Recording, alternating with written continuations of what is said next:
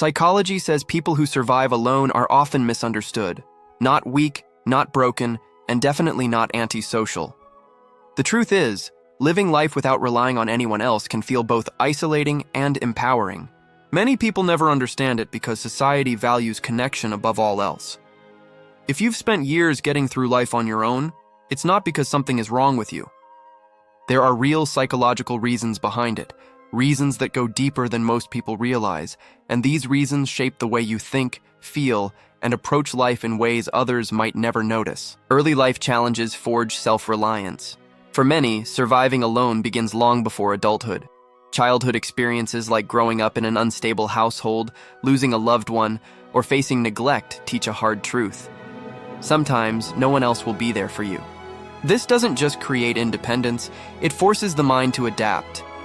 These people learn to solve problems on their own, to make decisions without guidance, and to trust themselves when no one else can be counted on.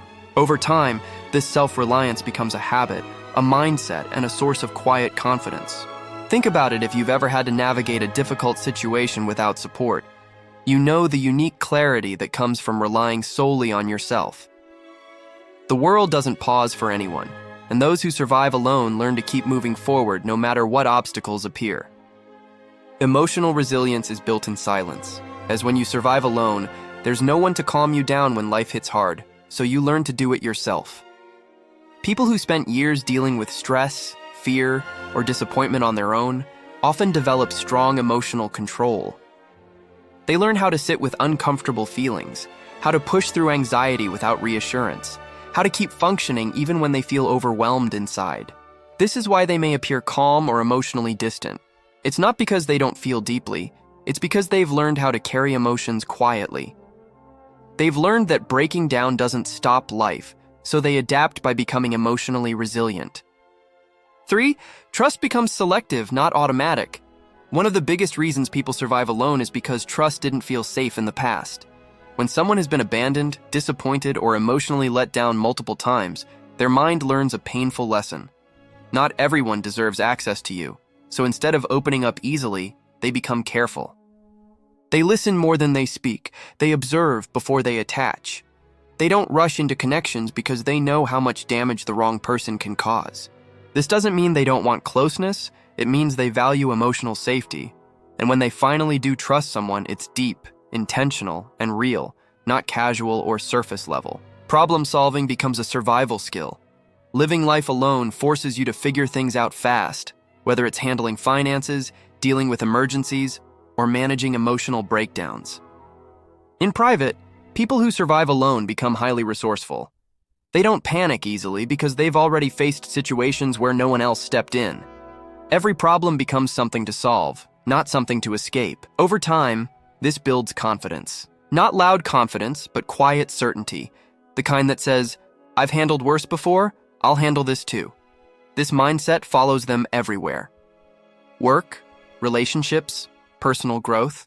They don't rely on luck, they rely on themselves. 5. Solitude creates deep self-awareness. So when you spend a lot of time alone, there's no one to distract you from yourself.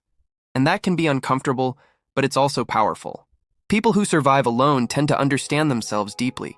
They know their limits, their triggers, their strengths, and their flaws. They've had time to reflect, to think, to sit with their thoughts instead of drowning them out with noise.